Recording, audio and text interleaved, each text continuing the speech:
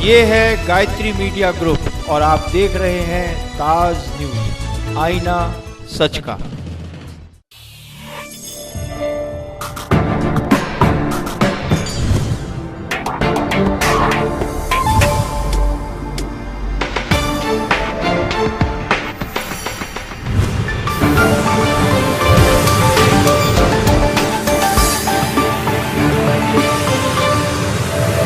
नमस्कार, ताज न्यूज के इस बुलेटिन में आप सभी का स्वागत है। आपके साथ मैं हूं असली चैन। खबरों में बात करेंगे विस्तार से, लेकिन उससे पहले एक नजर डालते हैं इस वक्त की सुर्खियों पर। मुहर्रम के मौके पर मातम में है मुस्लिम समाज। शहर भर में ताजिए निकाल कर किया अपने पैगंबर को याद।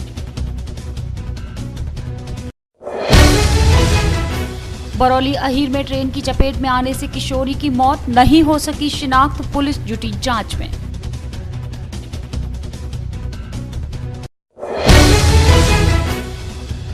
यूजीसी के आदेश पर यूनिवर्सिटी ने बदला कई कोर्सेज का सिलेबस। नए सत्र में पीजी के विद्यार्थी भी पढ़ेंगे नया पाठ्यक्रम। और सामने आई टोरंटो पावर की एक और लापरवाही, फर्जी कागजों के आधार पर जारी कर दिया बिजली कनेक्शन। मलपुरा के गांव बरौली अहीर में अज्ञात किशोरी का शव मिलने से क्षेत्र में सनसनी फैल गई। मौके पर पहुंची पुलिस ने शव को कब्जे में लेकर पोस्टमार्टम के लिए भिजवा दिया है और युवती के बारे में जानकारी जुटाने में जुटी हुई है। थाना मलपुरा के बरौली अहीर गांव में उस वक्त सनसनी फैल गई जब ग्रामीणों की नजर रेलवे लाइन के नजदीक पड़े किशोरी के शव पर पड़ी। ट्रेन की चपेट में आने से किशोरी के 2 टुकड़े हो गए। क्षेत्रीय लोगों ने शव को उठाकर किनारे रखा और पुलिस को इत्तला किया।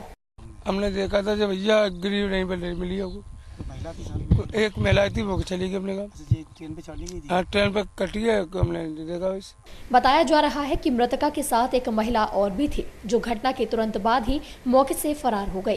पुलिस ने मौके पर पहुंचकर मृतका की जांच पड़ताल की, लेकिन मृतका की शिनाख्त नहीं हो सकी है। डेड बॉडी की सूचना मिली रेलवे ने सूचना दी थी फलानी जगह बलेरा फाटक के पास डेड बॉडी पड़ी हुई है, उसमें क्लेम कर कोई शिनाख्त नहीं हो पाई। शिनाख्त कोई नहीं। कोई सुराग न लगने पर पुलिस ने पंचनामा भर के पोस्टमार्टम के लिए भिजवा दिया है। एक सप्ताह में ये ट्रेन से कटने की ये तीसरी घटना है, लेकिन रेल प्रशासन की ओर से इस दिशा में अभी तक कोई भी सकारात्मक प्रयास नहीं दिखाई दिया है। मुस्लिम समुदाय ने अपने पैगंबर मोहम्मद साहब की शहादत पर उन्हें याद किया। समाज के लोगों ने मुहर्रम के साथ जिले भर में ताजिए निकाले और मातम का इजहार किया। ऐसे में सुरक्षा के लिहाज से पुलिस और प्रशासन की व्यवस्थाएं भी चौकस नजर आई। ये काफी पुरानी हो गई साहब, करीब 100 साल से ऊपर हो गए इसको। इसके हमारे दादा लोधी दादा परदादा में लगते होंगे वो, उनके बाद में हमारे वाली साहब हमारे दादा वो करते हैं इसको। भीड़ काफ़ी आती है। सबसे पुरानी मतलब बुर्रा आ गई है सागन क्षेत्र में। मुहर्रम हमारे यहाँ बहुत ज़्यादा गमों का त्यौहार है। इसको बड़ी सादगी से मनाया जाता है। और मुहर्रम की आज 9 तारीख है, कल 10वीं को जो है ताजिए सुबरते खाक होंगे। और हमारे यहाँ जुलूस मातम सभी प्रकार के मतलब जो त्यौहार बड़े सुकून से मनाया जाता है। कल का दिन इनका शहादत का दिन है, इसलिए उसमें हम लोग यह लंगर करते हैं, फातह करते हैं अपने, और इसमें जो इबादत होती है उसको इबादत करते हैं और जो मन्नतें होती हैं वो पूरी होती हैं। लोग इस ताजिए पर आते हैं, फूलों के ताजिए पर मन्नतें मानते हैं। वो मन्नतें अल्लाह के करम से पूरी होती है। करबला पर सुपुर्दे खाक के लिए आने वाले ताजियों और मुहर्रम के मौके पर शहर कांग्रेस कमेटी की ओर से एक कैंप का आयोजन किया गया। इस कैंप में ताजियों की पूरी एंट्री के साथ खोया पाया केंद्र भी बनाया गया ताकि करबला में आने वाले लोगों को अपनों को खोजने में परेशानी ना हो। करबला में आने वाले लोगों को किसी तरह की कोई परेशानी ना हो, इसके लिए कांग्रेस कमेटी की ओर से यहाँ एक कैंप लगाया गया था जो यहाँ की व्यवस्थाओं को संचालित करने में लगा था। इस कैंप में करबला में आने वाले हर ताजिए का ब्यौरा रखा जा रहा था ताकि किसी तरह की कोई अव्यवस्था ना हो। साथ ही कांग्रेस अध्यक्ष ने बताया कि मुहर्रम के साथ ही मुस्लिम समुदाय का नया साल भी मनाया जाता है। दुनिया के अंदर मुहर्रम शरीफ मनाए जा रहे हैं, असर मुहर्रम। और आज हमारे इमाम हुसैन अलैहिस्सलाम जो हमारे नबी के नवासे थे, उनका जो है शहादत का दिन है। उन्होंने कुर्बानी दे दी, अपने पूरे ख़ानदान को उन्होंने जो है कुर्बान कर दिया इस्लाम के लिए। तो इस्लाम का ये एक बहुत बड़ा दिन है और आज ही से हमारी जो है ये तारीख साल स्टार्ट होती है और पूरी दुनिया के अंदर इसमें जो है यकीनतमंद लोग इमाम हुसैन अलैहिस्सलाम के लिए छुट्टियाँ रखते हैं। इस्लाम के लिए कुर्बान देने वालों के लिए वो जो है बहुत ही गमगीन माहौल रहता है कि इस्लाम को जिंदा किया हमारे इमाम हुसैन। कांग्रेस के उपाध्यक्ष केपी सिंह ने बताया कि कांग्रेस द्वारा यहां एक खोया पाया केंद्र भी लगाया गया है, जो यहां अपनों से बिछड़े लोगों को मिलाने के लिए है। अब तक हम लोगों ने कई लोगों को अपनों से मिला दिया है। तो जो शहर कांग्रेस कमेटी द्वारा कैंप लगाया गया है, इसमें प्रशासन और शासन का दोनों का सहयोग है और खोया पाया कैंप भी साथ में लगाया गया है। और जैसे भी मेले में कोई किसी तरह की कोई अव्यवस्था होती है, उसके लिए भी यहाँ व्यवस्था रखी गई है। कांग्रेस द्वारा लगाए गए कैंप में कांग्रेस के कई नेता मौजूद रहे, जो यहाँ की व्यवस्थाओं को देखने की जिम्मेदारी निभा रहे थे, ताकि किसी तरह की कोई अव्यवस्था न हो सके। डॉक्टर बी आर अम्बेडकर विश्वविद्यालय प्रशासन ने यूजीसी के फरमान पर आनन फानन में कई कोर्सों के पाठ्यक्रम में बदलाव कर दिया है। सत्र 2014 और 15 में बीए, बीएससी सहित स्नातक कक्षाओं का सिलेबस भी चेंज हो गया है। अब विश्वविद्यालय से संबंधित कॉलेज खुद ही नए पाठ्यक्रम को जुटाने में लगे हुए हैं। समय से परीक्षा और परिणाम घोषित करने में विफल विश्वविद्यालय प्रशासन ने वाहवाही लूटने के लिए कई कोर्सेज में बदलाव कर दिए हैं। यूजीसी की सख्ती के बाद बीए, बीएससी सहित कई स्नातक कक्षाओं के सिलेबस में बदलाव कर दिया गया है।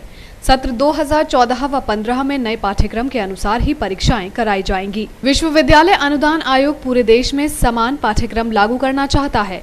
डॉक्टर भीमराव अंबेडकर विश्वविद्यालय प्रशासन ने भी जल्दबाजी दिखाते हुए पाठ्यक्रम में बदलाव का फरमान सुना दिया, लेकिन आज तक विश्वविद्यालय प्रशासन न्यू सिलेबस को विश्वविद्यालय की वेबसाइट पर दर्शा नहीं पाया है। जैसा विश्वविद्यालय ने बताया है, पार्ट 1 में तो सिलेबस चेंज हुआ है और कुछ विषयों में पीजी लेवल पर सबमिशन सिस्टम लागू किया गया। हमने सूचना सभी शिक्षकों को दे दी है, लेकिन पर्सनली हमने सिलेबस को अरेंज किया है विश्वविद्यालय स्तर पर और उस सिलेबस को हम सभी शिक्षकों में डिस्ट्रीब्यूट करा रहे हैं, जिससे कि किसी बार किसी बच्चों को पठन पाठन में ना रहे। हमारे यहाँ का ड्राइंग पेंटिंग विषय ऐसा है जिसमें भी इस सत्र में सबमिशन सिस्टम लागू होना है, उसकी सूचना हमको दे दी गई है।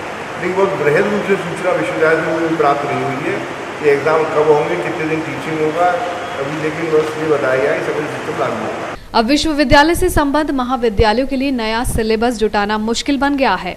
आगरा कॉलेज के प्राचार्य डॉक्टर मनोज रावत के मुताबिक कई पाठ्यक्रमों को जैसे तैसे जुटाया गया है।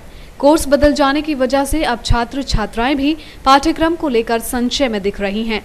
विश्वविद्यालय का ये फरमान फिलहाल स्टूडेंट्स के साथ महाविद्यालय संचालकों के लिए भी गले की फांस बन गया है। अंबेडकर विश्वविद्यालय प्रशासन ने अभी तक ये भी स्पष्ट नहीं किया है कि बदला हुआ पाठ्यक्रम किन छात्र छात्राओं पर लागू होगा। बेसिक शिक्षा परिषद के विद्यालयों में मिलने वाले मिड डे मील में अब घपलेबाजी नहीं हो सकेगी। नवागत बीएससी ने सभी अधीनस्थ अधिकारियों को निर्देश देते हुए मध्याह्न भोजन वितरण योजना की गुणवत्ता कायम रखने की बात कही है। परिषदीय विद्यालयों के बच्चों को मिलने वाले मिड डे मील में अब लापरवाही पर कार्रवाई की जाएगी। नवागत बीएससी ओंकार सिंह ने मिड डे मील में खाने की गुणवत्ता पर बेहद सख्ती दिखाई है। सर्व शिक्षा अभियान योजना के अंतर्गत परिषदीय विद्यालयों में पढ़ने वाले स्टूडेंट्स को सरकार की ओर से निःशुल्क दोपहर का खाना दिया जाता है। मिड डे मील की गुणवत्ता बनाए रखने के लिए शासन ने अलग अलग दिनों का मेन्यू भी निर्धारित किया है। अधिकांश विद्यालयों में आए दिन भोजन की गुणवत्ता को लेकर शिकायतें आती रहती हैं। अब जिला बेसिक शिक्षा अधिकारी ने एमडीएम पर सख्ती दिखानी शुरू कर दी है। ये भी इस पर भी समय समय से चेक कर रहे हैं और गुणवत्ता पर विशेष ध्यान दिया जाएगा। ऐसा नहीं है कोई किसी तरह की दिक्कत आए, ऐसा नहीं करेंगे। अधिकारियों की सख्ती और दावों के बावजूद भी मिड डे मील की हालत बेहद खराब है। शहर के आदर्श विद्यालय नाला बुढ़ान सैयद में मिड डे मील बनाने के लिए स्वच्छ पानी तक नहीं है। विद्यालयों में साफ पानी की सुविधा न होने की वजह से गंदे पानी से मध्याह्न भोजन बनाया जा रहा है। इन हालातों को देखते हुए बीएसए महोदय को सख्ती के साथ साथ संसाधनों पर भी ध्यान देना होगा। सरकारी स्कूल्स में छात्र संख्या बढ़ाने के लिए सरकार ने मिड डे मील, निःशुल्क यूनिफॉर्म, पाठ्य पुस्तकों के वितरण जैसी योजनाएं शुरू की हैं। हकीकत में सरकार की सभी योजनाएं अधिकारियों और बाबुओं की फाइलों तक ही सीमित रह गई हैं। आगामी 2017 के विधानसभा चुनाव को देखते हुए आरएसएस ने अभी से गोटे बिछाने शुरू कर दिए हैं। संघ के युवा संकल्प शिविर में 6000 नए स्वयं सेवकों को जोड़कर आरएसएस ने उत्तर प्रदेश के लिए चुनावी पिच तैयार कर ली है। बीते लोकसभा चुनाव में मोदी की महाफतेह के पीछे संघ ने किंग मेकर की भूमिका निभाई थी। आस्था सिटी रुणकता में संपन्न हुए 3 दिवसीय युवा संकल्प शिविर में करीब 6000 युवा स्वयं सेवकों को जोड़ा गया है। कहने को भले ही संघ का ये छात्र जागरूकता शिविर हो, लेकिन इसके मायने किसी से छिपे नहीं हैं। पहले लोकसभा चुनाव में भगवा फतेह, फिर 2 राज्यों के विधानसभा चुनाव में कमल खिलने के पीछे संघ का बड़ा योगदान रहा है। अब संघ की नजर उत्तर प्रदेश के 2017 के विधानसभा चुनाव पर है। 2017 के लिए राष्ट्रीय स्वयंसेवक संघ ने अभी से चुनावी पिच तैयार करनी शुरू कर दी है। आरएसएस के युवा संकल्प शिविर में पूरे ब्रज प्रांत के भाजपाई हर रोज हाजिरी लगाते नजर आए थे। सांसद विधायकों से लेकर हर छोटा बड़ा पदाधिकारी संघ पदाधिकारियों की अवभगत में लगा रहा था। राष्ट्रीय स्वयंसेवक संघ के इस युवा संकल्प शिविर का यूपी में आयोजन ही कई मायने रखता है। युवाओं में जोश भरने के लिए सरसंघ संचालक मोहन भागवत ने खुद ही 3 दिन तक शिविर में रहकर संबोधन दिया था। 2017 के चुनाव को भाजपा यूपी में अपनी प्रतिष्ठा मानकर चल रही है, लेकिन भाजपा के लिए संघ के सहयोग के बिना ये राह इतनी आसान भी नहीं है। ताज न्यूज के इस बुलेटिन में फिलहाल रुकते हैं एक छोटे से ब्रेक के लिए।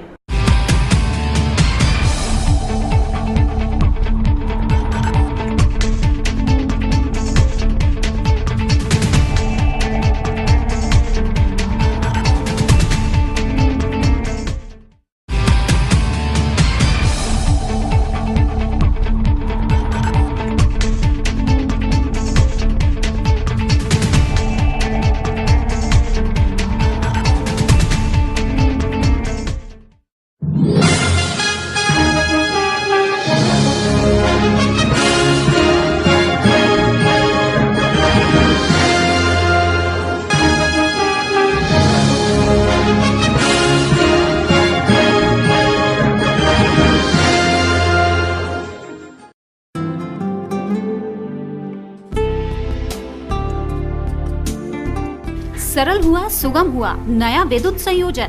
अब टोरंट पावर में नया विद्युत संयोजन का आवेदन करना और भी सरल हुआ।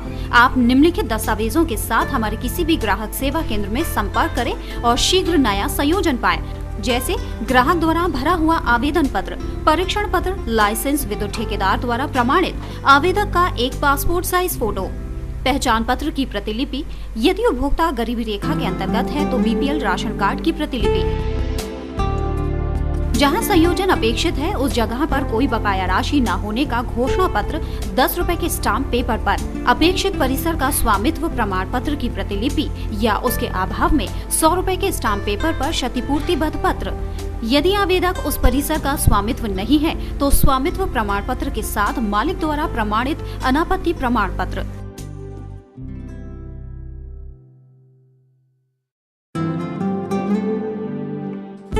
हमारे ग्राहक सेवा केंद्र का पता है पूर्वानंद प्लाजा, राम रघु हॉस्पिटल के सामने, चर्च रोड, आगरा, 49 सदर बाजार, शिवहरी रोड, शॉपिंग आउटलेट के सामने, आगरा और 286 जयपुर हाउस, एडीए कार्यालय के निकट, आगरा। हमारा हेल्पलाइन नंबर है 0562 2424 Sai Asha properties, ADA approved कोठी प्लॉट्स खरीदने व बेचने के लिए संपर्क करें।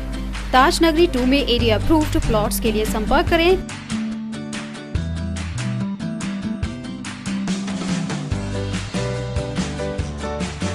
Pawan Goyal, Sai Asha properties, shop number 56, Sofuda road, ADA height, crossing Taj Nagari 2, Agra. Mobile number 9719000022।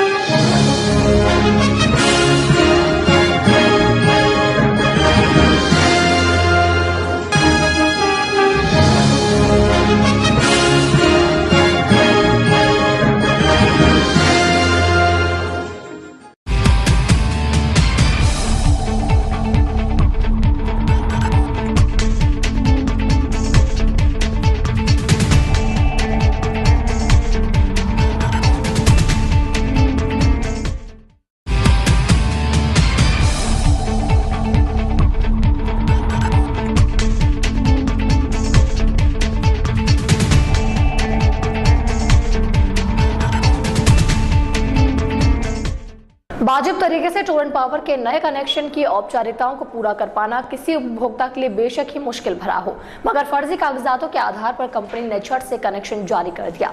वाकया एडीए के एक ऐसे भवन से जुड़ा है जिसके आवंटन के बगैर ही टोरेंट ने जाली कागजातों की तफ्तीश के बिना ही उस पर कनेक्शन लगा दिया। देखिए जालसाजों की मिलीभगत से हुए इस कारनामे को उजागर करती है ये खास रिपोर्ट। अभी हाल ही में एडीए कर्मचारियों द्वारा एडीए के नॉर्थ ईदगाह कॉलोनी के भवन संख्या A37 को कर्मचारियों द्वारा बेचने और पिछले 3 साल से किराया वसूलने की सूचना के बाद जहां एडीए में माहौल गरमाया हुआ है, तो वहीं इस भवन पर टोरेंट द्वारा बिजली का कनेक्शन दिए जाने पर भी अब सवाल उठने लगे हैं कि किस आधार पर टोरेंट पावर ने अपना विद्युत कनेक्शन यहां दे दिया, क्योंकि टोरेंट घर के पते के आधार पर और उसका भौतिक निरीक्षण कराने के बाद ही कनेक्शन देती है। क्योंकि जिस मकान के नाम पर यह कनेक्शन लिया गया था वो मकान अभी तक किसी के नाम नहीं किया गया। जब ताज न्यूज़ की टीम ने इस बारे में टोरेंट अधिकारियों से बात की तो वो भी अपना बचाव करते नजर आए।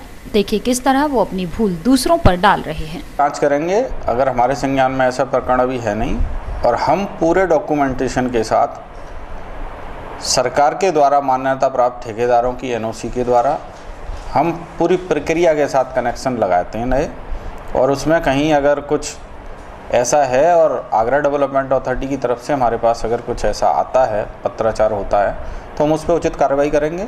और ऐसा प्रकरण अभी हमारी नॉलेज में नहीं है, अगर आएगा तो ज़रूर कार्रवाई की जाएगी। गौरतलब है कि टोरेंट का कनेक्शन लेने के लिए कई तरह की कागजी कार्रवाई करनी पड़ती है और कई बार टोरेंट कार्यालय के चक्कर लगाने के बाद ही एक आम आदमी को कनेक्शन मिल पाता है। लेकिन इस मामले में आखिर किन फर्जी कागजों के आधार पर कनेक्शन दिया गया, ये भी एक बड़ा सवाल है, जिस पर अब टोरेंट अधिकारी अपनी कमियों को ढूंढने में लगे हैं। यहाँ एक बात और आपको बताते चलें कि टोरेंट कार्यालयों के बाहर बैठे ठेकेदार पैसा लेकर बड़ी आसानी से फर्जी कागजातों के आधार पर कनेक्शन दिला देते हैं। आखिर टोरेंट इन ठेकेदारों के खिलाफ कोई ठोस कदम क्यों नहीं उठाती, ये भी एक बड़ा सवाल है। बहरहाल फर्जी कागजों के आधार पर दिए गए कनेक्शंस पर टोरेंट का अगला कदम क्या होगा, ये देखने वाली बात होगी। गुरुद्वारा सिकंदरा में श्री गुरु नानक देव जी का 546वां प्रकाशोत्सव धूमधाम से मनाने के लिए तैयारियां जोरों पर हैं। गुरुद्वारे को रंग बिरंगी रोशनी से सजाया गया है, तो वहीं बुधवार को LED लाइटों से गुरुद्वारा सिकंदरा की छठा अद्भुत होगी। साथ ही गुरुद्वारा कमेटी ने लाखों श्रद्धालुओं के आने की उम्मीद जताई है। सिखों के प्रथम गुरु श्री नानक देव जी के प्रकाश उत्सव पर्व की तैयारियां गुरुद्वारा सिकंदरा में जोर शोर से चल रही हैं। पूरे गुरुद्वारा साहिब को रंग बिरंगी रोशनी से सजाया गया है। गुरुद्वारा प्रशासन इन दिनों प्रकाश उत्सव पर्व को मनाने के लिए जुटा हुआ है। श्री गुरु नानक देव जी के सिद्धांतों के बारे में बताते हुए गुरुद्वारे के बाबा प्रीतम सिंह ने बताया कि गुरु नानक देव जी का कहना था कि सभी धर्म एक है। महाराज जी का 6 नवंबर को पावन प्रकाश पर्व है। सतगुरु नानक प्रगटिया, मिट्टी धुंध जग चानन हुआ, कल तारण गुरु नानक आया। कल युग के इस भयानक समय में गुरु नानक महाराज जी ने कुल युग में अवतार धारण किया और अपने जीवन में 4 उदासियाँ, 4 उन्होंने मतलब चारों देशों का भ्रमण किया। जहाँ भी गए सच का उपदेश दिया। अव्वल अल्लाह नूर पाया, कुदरत के सब बंदे एक नूर थे, सब जग उपजे कौन भले कौन मंदे। उन्होंने कहा कि परमेश्वर एक है, इसलिए एक ओंकार, वो परमात्मा एक है, उसी का पसारा है। ऐसे गुरु नानक महाराज जिनका पावन प्रकाश 6 नवंबर को है, उसके उपलक्ष्य में इस पावन स्थान गुरुद्वारा दुख निवारण गुरु का ताल पर हर साल की तरह इस साल भी बहुत ही उच्च पद्धर से हर्षोल्लास से पावन प्रकाश पर्व मनाया जा रहा है। गुरुद्वारा साहिब के मीडिया प्रभारी बंटी ग्रोवर ने बताया कि हर वर्ष की भांति इस वर्ष भी पूरे देश से यहाँ श्रद्धालु आएंगे और लंगर का आयोजन किया जा रहा है। इसी को देखते हुए गुरुद्वारा साहिब के 350 और बाहर से आने वाले करीब 350 सेवादारों द्वारा प्रसादी का वितरण किया जाएगा। साथ ही उन्होंने प्रशासन से भी भारी संख्या में आने वाले श्रद्धालुओं के चलते यातायात व्यवस्था सुचारू बनाए रखने की अपील की है, ताकि किसी को कोई भी परेशानी न हो सके। जी, किस तरह की व्यवस्था रहेंगी और क्या कुछ खास रहेगा, क्योंकि हर बार कुछ नया देखने को मिलता है। ऐसा है कि इस गुरुद्वारा गुरु के ताल में एक यही गुरुपर्व है जहाँ की एक दिन में 1 लाख से ऊपर श्रद्धालु आता है। तो उसके लिए ये है कि जो खाने की लंगर की व्यवस्था है उसके लिए 700 से ऊपर सेवादार लगा हुआ है, जिसमें 350 तो गुरुद्वारा गुरु के ताल में मौजूद है, बाकी तराई से और पंजाब से आदमी काफ़ी आ रहा है। और इसके लिए जो ट्रैफिक व्यवस्था, क्योंकि ये हाईवे पे मौजूद है, तो इसमें सुबह से ही नहीं है, श्रद्धालुओं का तांता लग जाता है और देर रात्रि तक जारी रहता है। तो इसके लिए मैं प्रशासन से भी, गुरुद्वारा प्रशासन की तरफ से मैं अपील करना चाहूँगा कि जो भारी संख्या में, लाखों की संख्या में श्रद्धालु होते हैं, उसके लिए ट्रैफिक व्यवस्था और बिजली और सफाई की सुचारू व्यवस्था की।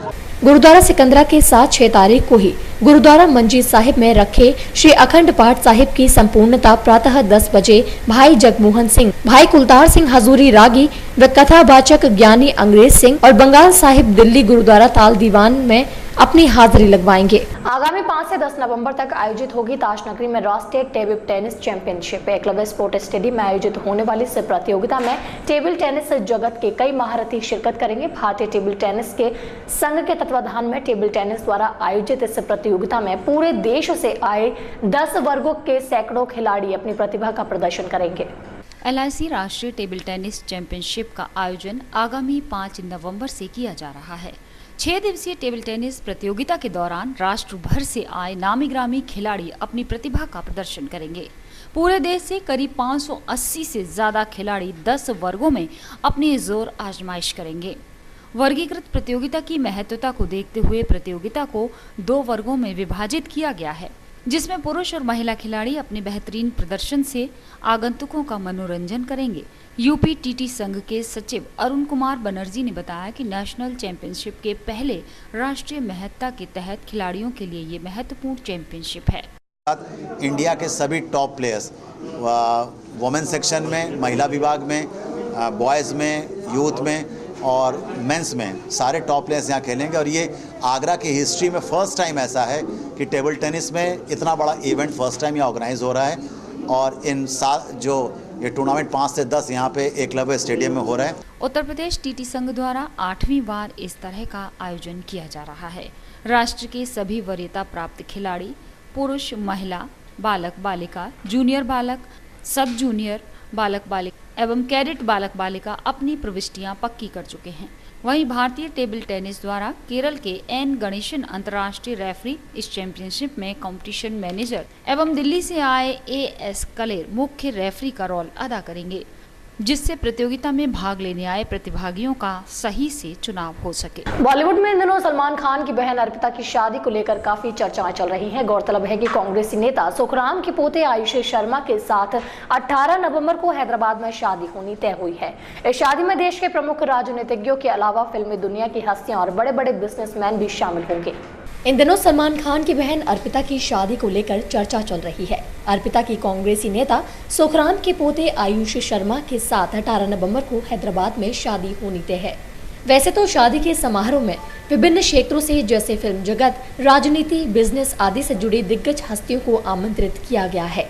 लेकिन मजे की बात तो ये है कि जहां वर पक्ष की ओर से कांग्रेस अध्यक्ष सोनिया गांधी एवं उपाध्यक्ष राहुल गांधी, हिमाचल प्रदेश के राज्यपाल और राज्य की पूरी कैबिनेट को आमंत्रित किया गया है, वहीं वधु पक्ष की ओर से प्रधानमंत्री नरेंद्र मोदी के अलावा फिल्म जगत, कॉर्पोरेट वर्ल्ड और राजनीति की दुनिया से जुड़े लोगों को आमंत्रित किया गया है। शादी के लिए 2 स्थान हैदराबाद और मुंबई तय किए गए हैं। सूत्रों ने बताया कि हैदराबाद अर्पिता की पसंद थी, इसलिए शादी के समारोह को शानदार और यादगार बनाने के लिए सलमान खान ने हैदराबाद में 2 दिन के लिए 7 स्टार होटल फलकनुमा पैलेस को बुक किया है। 18 नवंबर को हैदराबाद में हिंदू रीति रिवाज के अनुसार शादी होगी, जिसके बाद बारात 20 नवंबर को मुंबई पहुंचेगी। वहां 21 नवंबर को सलमान खान की ओर से रिसेप्शन का आयोजन किया गया है।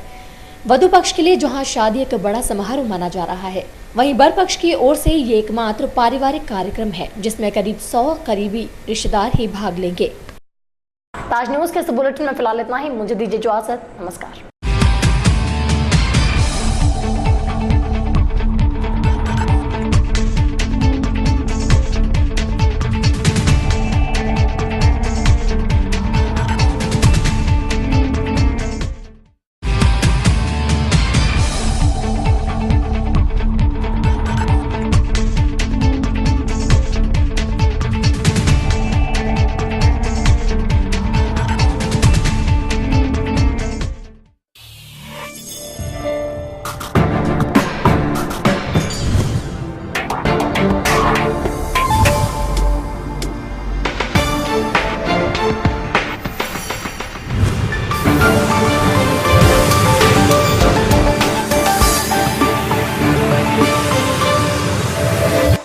ये है गायत्री मीडिया ग्रुप और आप देख रहे हैं ताज न्यूज, आईना सच का।